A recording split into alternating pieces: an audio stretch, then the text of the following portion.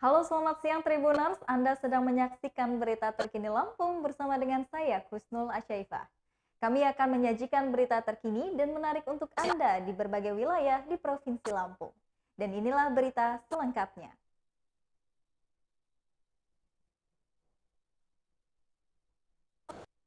Banjir genangi permukiman di Kedaton dan Sukarame. Hujan yang mengguyur Bandar Lampung membuat sejumlah wilayah tergenang banjir pada Selasa 9 November 2021 malam.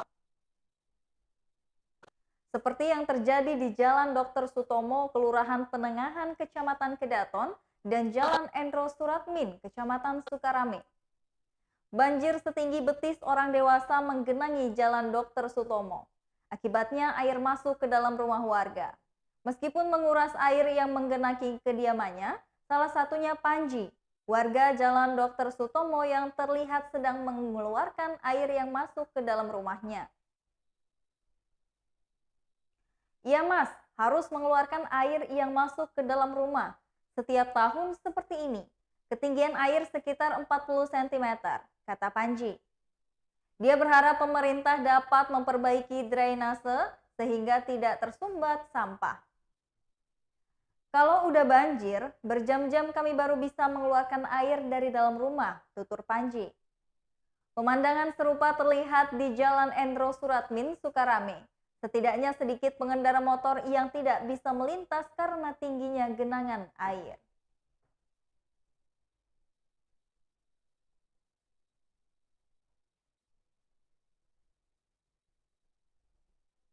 Berita selanjutnya datang dari pemuda asal Lampung Timur yang aniaya ibu kandungnya.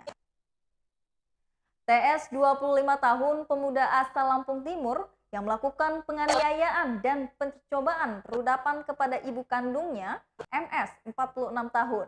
Saat ini sudah diamankan kepolisian. Kasat Reskrim Polres Lampung Timur AKBP Ferdiansyah pada Selasa 9 November 2021 mengatakan TS diamankan dalam kondisi mabuk berat. Saat ini sudah kita amankan tersangkanya, berikut barang bukti, ujarnya. Ferdiansyah menambahkan, saat melakukan penganiayaan dan percobaan rudapan paksa tersebut, TS dalam pengaruh minuman keras.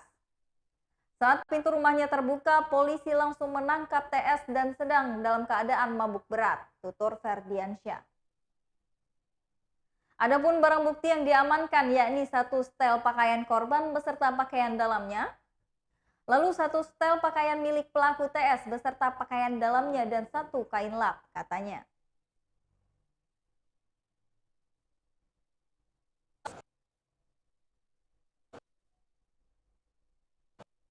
Berita selanjutnya datang dari pemuda asal Tulang Bawang, hamili siswi SMA di Pringsewu.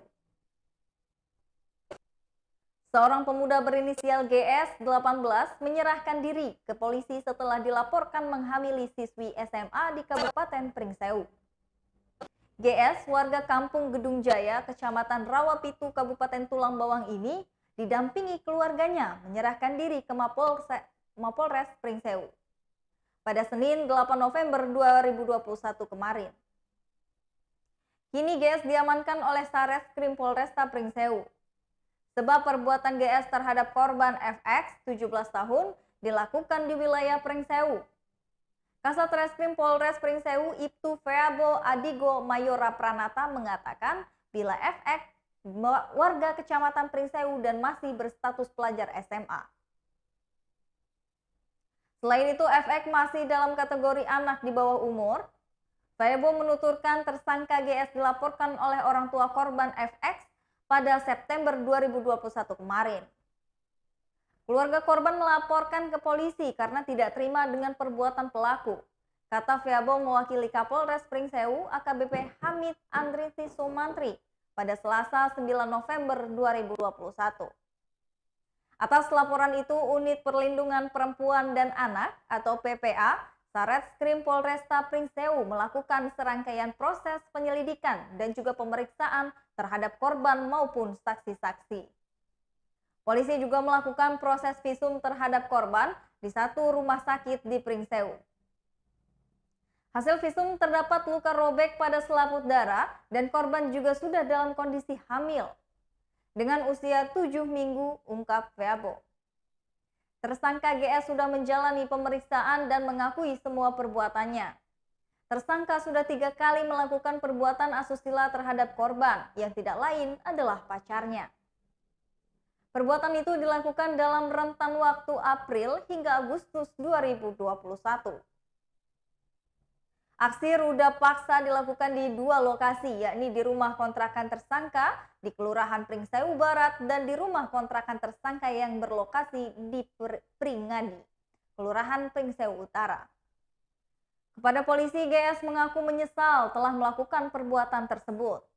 GS menyatakan siap mempertanggungjawabkan perbuatannya, baik terhadap korban maupun pada proses hukumnya. Kini tersangka telah diamankan Mapolres Pringsewu. Tersangka dijerat dengan pasal 76D JO pasal 81 UU RI nomor 17 tahun 2016 tentang penetapan peraturan pemerintah pengganti Undang-Undang Republik Indonesia nomor 1 tahun 2016 tentang perubahan kedua atas Undang-Undang Republik Indonesia nomor 23 tahun 2002 tentang perlindungan anak. Ancaman hukuman maksimal 15 tahun penjara, tandas Feabo.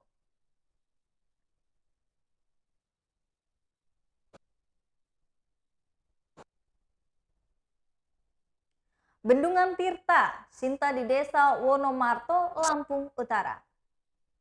Bendungan Desa Tirta Sinta menjadi salah satu objek wisata andalan dari Desa Wonomarto, Kota Bumi Utara, Lampung Utara.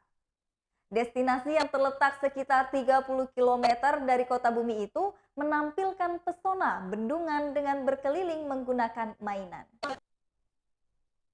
Kepala Desa Wonomarto Waskita Yusika mengatakan Bendungan Tirta Sinta ini awalnya dipenuhi dengan gulma. Namun pada tahun 2016 lalu dirinya bersama TNI membersihkannya. Dari luas sekitar 60 hektar, yang dibersihkan saat itu mencapai 20 hektar. Lokasi yang dibersihkan dari gulma dimanfaatkan untuk wisata desa, tuturnya. Masyarakat yang berkunjung ke desa Bendungan Tirta Sinta akan disuguhi dengan perahu dan bebek-bebekan. Mereka akan mengarungi bendungan tersebut, sementara Suryana, anggota Pokdarwis, mengatakan untuk tiket masuk pihaknya belum memberlakukan. Hanya saja pengunjung dikenakan dengan tarif 5.000 untuk motor dan 10.000 untuk mobil. Selain pemandian untuk mengarungi bendungan, tempat ini juga disediakan rumah makan apung sederhana yang menyajikan makanan sederhana juga, seperti mie goreng, aneka minuman, cemilan. Ada juga gazebo yang bisa untuk bersantai, ujarnya. Kemudian ada kolam renang untuk anak-anak. Tiket masuknya juga murah meriah, hanya Rp5.000 saja. Air yang digunakan untuk kolam renang berasal dari sumur bor tanpa adanya bahan kimia tambahan. Senin sampai dengan Rabu airnya dikuras, diganti dengan yang baru, ujarnya.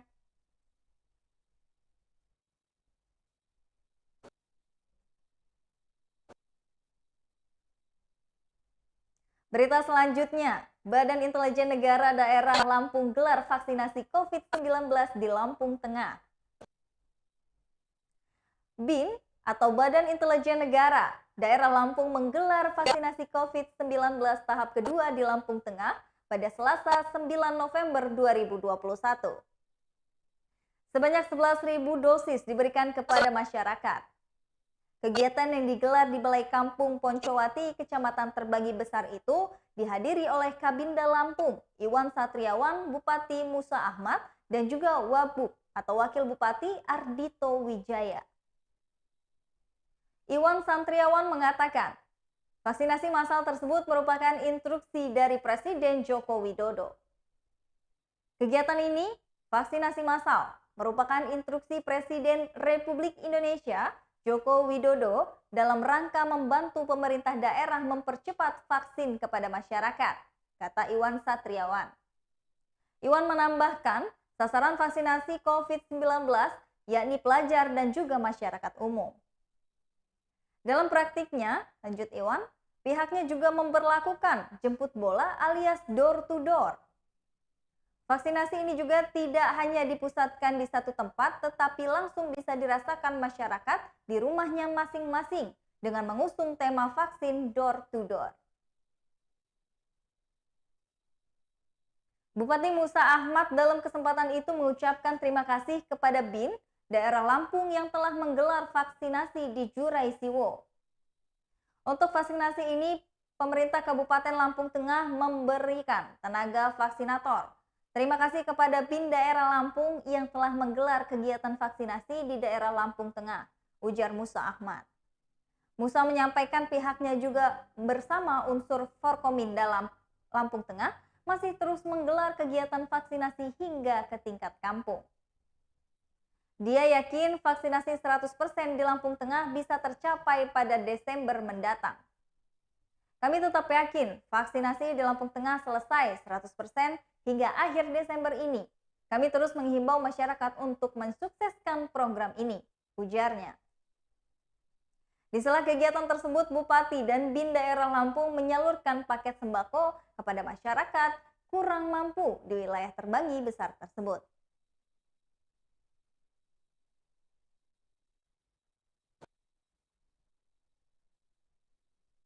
Berita terakhir datang dari Laka Lantas di Tubaba.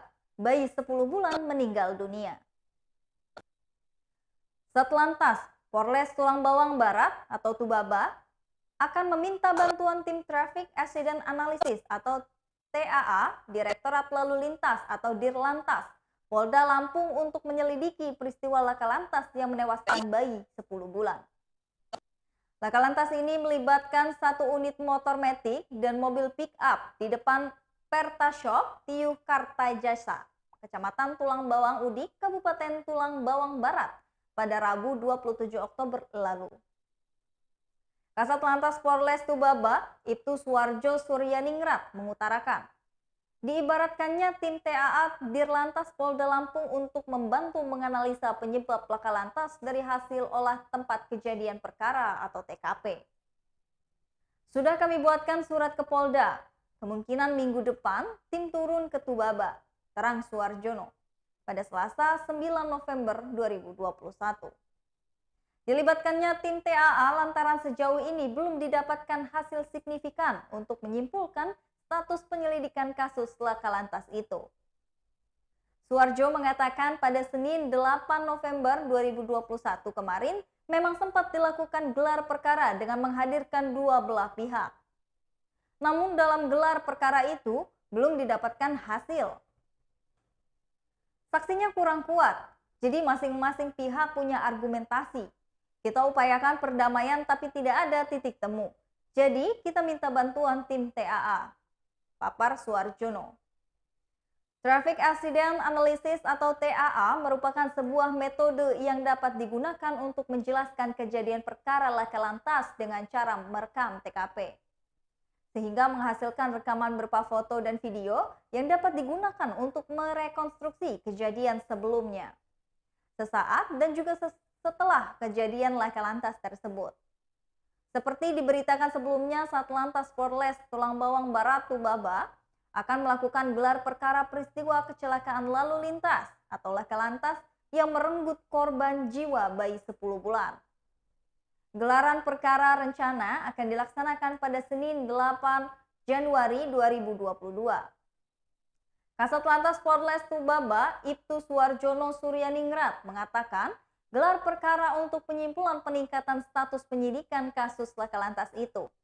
Gelar perkara dilakukan karena berdasarkan reka ulang kejadian yang dilakukan di lokasi kejadian pada Sabtu 6 November 2021.